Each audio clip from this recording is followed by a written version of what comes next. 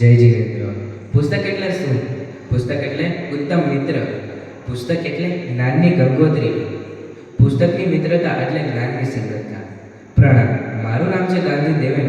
હું ધોરણ 9 ગુજરાતીમાં અભ્યાસ કરું છું. આજે હું તમારા સમક્ષ પુસ્તકનું મૂલ્યાંકન એટલે કે બુક રિવ્યુ લઈને આવ્યો છું.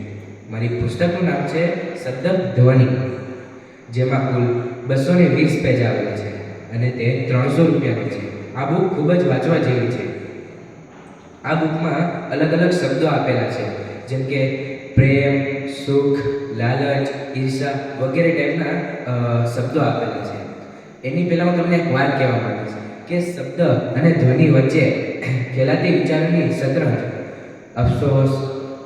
અફસોસ, મૂલ્યાંકન, સંવેદના, મૂંઝવણ, આ 4 શબ્દો જુદી જુદી 4 વ્યક્તિઓના વિચારને દર્શાવે છે કે આપણે એક એવી રમત રમવી જોઈએ, શબ્દ રમત રમવી જોઈએ જેથી આપણું મન હળવું થઈ શકે. તો આપણો પહેલો શબ્દ છે પ્રેમ.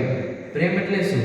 પ્રેમ એટલે આરામ, હેત, પ્રીત, ચાહત, રુચિ વગેરે પ્રેમ છે. નફરત, વટ, અકળાઈ, ક્રોધ, માન, માયા વગેરે પ્રેમના દુશ્મનો છે. પ્રેમ કઈ રીતે થાય, ક્યાં અને ક્યારે પાંદરે, પ્રેમ મૂર્તિ સે બનાય, ચુંબન, આલિંગન, આઈ લવ યુ, આ બધા શારીરિક સ્વાર્થો આકર્ષણો છે. તો જે આ પ્રેમ છે આપણા અંતરને ખૂબ જ ભરી દે છે અને ક્યારેય ખાલી નથી કરતો.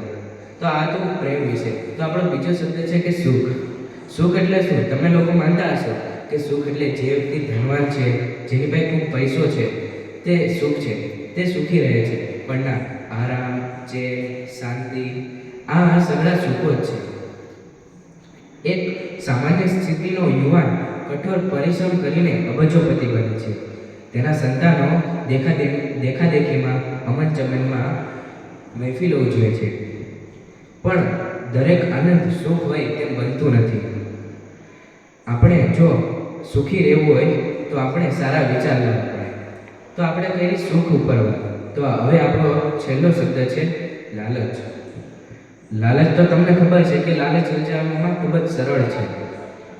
લાલચ એટલે માનવીનો મોટો દુર્ગુણ છે. લાલચનું જન્મસ્થાન ચંચળ મન છે. જો આપણે આદર્શ વિદ્યાર્થી આપણે સુખ રહેવું હોય તો આપણા મનમાંથી લાલચ નામનો દુર્ગુણને કાઢવો જ પડે.